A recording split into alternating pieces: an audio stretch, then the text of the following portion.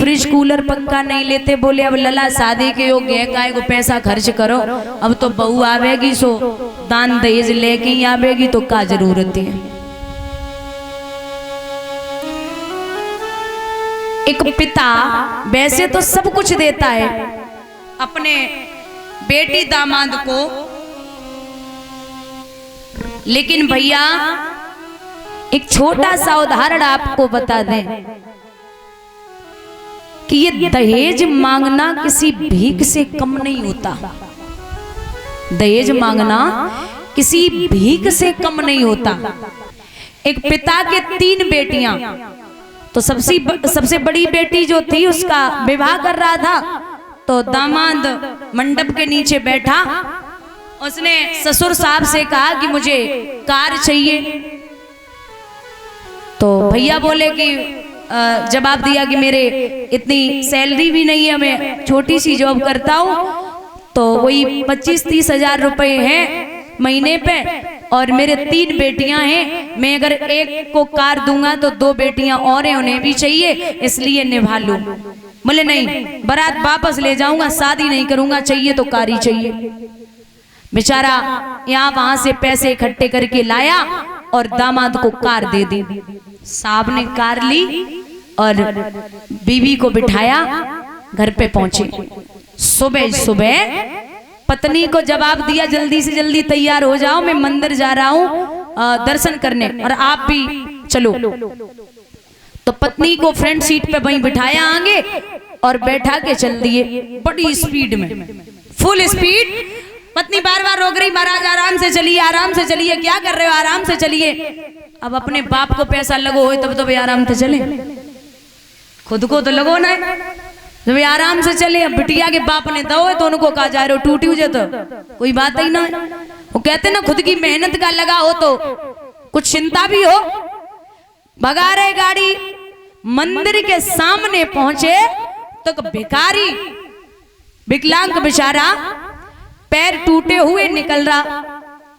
अब जब निकल रहा था, बैसाखी हाथ में है, साहब की गाड़ी इतनी तेज, अरे पत्नी बोली महाराज ब्रेक मारिए, ब्रेक लगाइए, क्या कर रहे हो, लग जाएगी लग जाएगी। और तब तक तो साहब ने जब तक गाड़ी कंट्रोल में की, भाई थोड़ी सी दूर, थोड़ी सी बच गई भिखारी के चोट लगने से। साहब गुस्से में गाड़ी से बाहर उतरे, बोले तू विकलांग तो है ही, अंधा भी हो चुका, तुझे इतनी बड़ी गाड़ी दिखाई नहीं दी, पागल है क्या। भिखारी हाथ जोड़ रहा, महाराज गलती हो गई, साहब गलती हो गई, आप जाइए। बोले ऐसे कैसे जाए, अगर ये कहीं टूट जाती तो पैसे कौन देता। बोले साहब गलती हो गई। पत्नी ने धीरे से खिड़की खोली, बाहर आई और अपनी उसने 100 रुपए निकाले और भिखारी को पकड़ा दिए।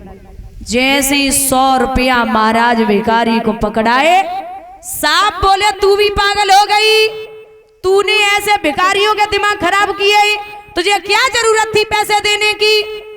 लड़की ने धीरे से कहा महाराज इसके तो पैर नहीं है, ये विकलांग है तब भीख मांग रहा, तुम तो सही सलामत हो, ये रोड का भिखारी है, तुम मंडप के नीचे बैठने वाले भिखारी हो। तुम में और इनमें कछु अंतर ना है, बस फर्क इतो ही है कि जाके पैर ना हो तुम्हारे सही सलामत पैर हैं, तुम मंडप के भिखारी हो, जो रोड के भिखारी हैं, बराबरी दोनों की। ये बोलिए गोविंद भगवान की। आज भैया शुक्राचार्य अपनी बेटी को विदा कर रहे और कह रहे हैं लाडो जाओ लेकिन खुशहाल रहना।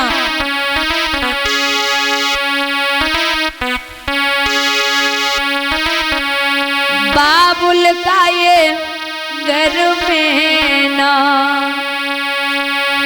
कुछ दिन का ठिकाना है,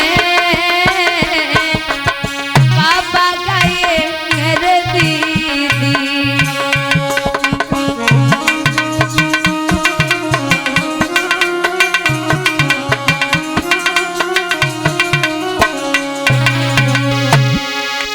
बाबुल का ये घर पे ना कुछ दिन का ठिकाना है। बन के दुल्हन एक दिन, बन के दुल्हन एक दिन तुझे पिया घर जाना है।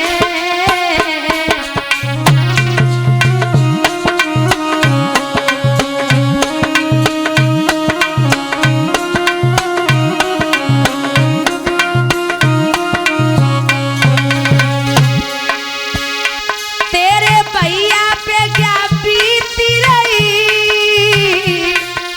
दीदी तू ये क्या जाने।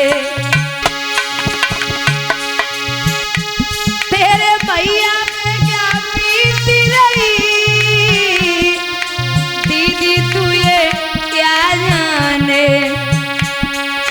कलेजे के टुकड़े को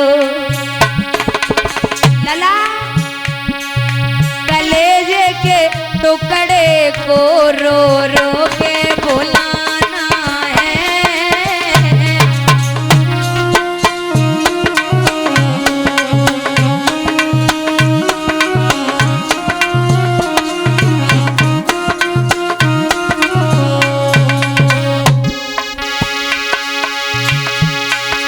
बाबुल तेरी बगिया की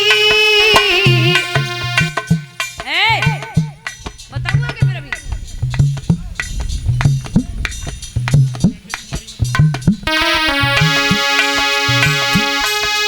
बाबुल तेरे बगिया की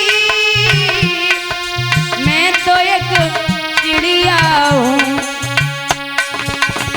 रातों भर का बसेरा है,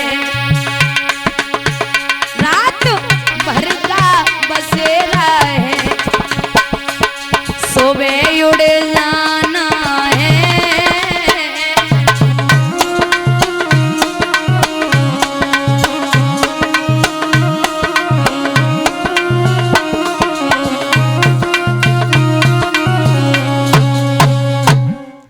विदा किया महाराज। समय बीता है, देवयानी के गर्भ से समय के अनुसार दो पुत्रों ने जन्म लिया, यदु और तुर्वस।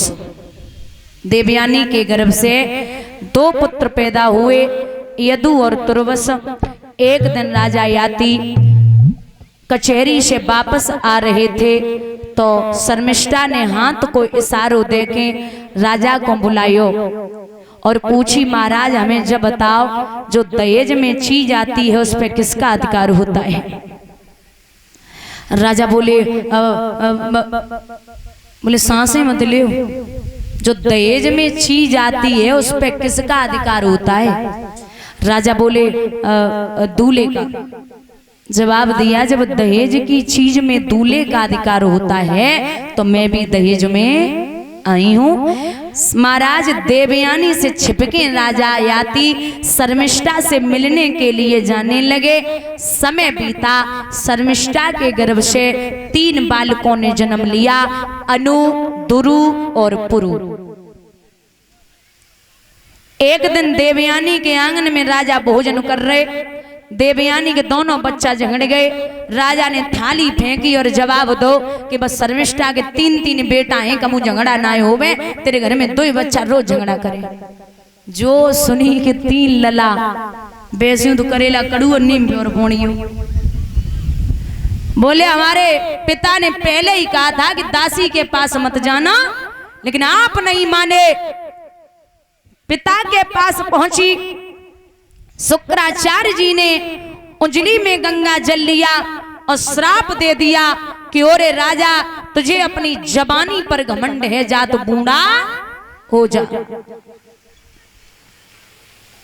बुढ़ापा आ गया। जब बुढ़ापो आओ न महाराज कहते हैं ना, न मुंह में दांत न पेट में, हाँ तो बुढ़ापो इनकम टैक्स तो उभरू हुए।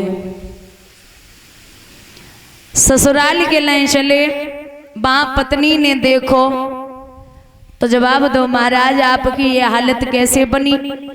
बोले आपके पिता ने श्राप दिया। अरे देवयानी बोली ये तो सब बात गलत है महाराज।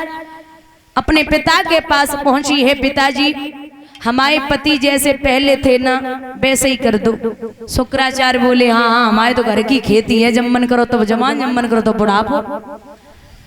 अब इनका कोई हितू नातेदार रिश्तेदार इन्हें जवानी दे दे और बुढ़ापा ले ले तो इनकी जवानी वापस आ सकती है। भैया वैसो को ये जो जवानी दे दी बुढ़ापो ले लिए, सबने मना कर दिया, हितू नातेदार रिश्तेदार जो भी थे।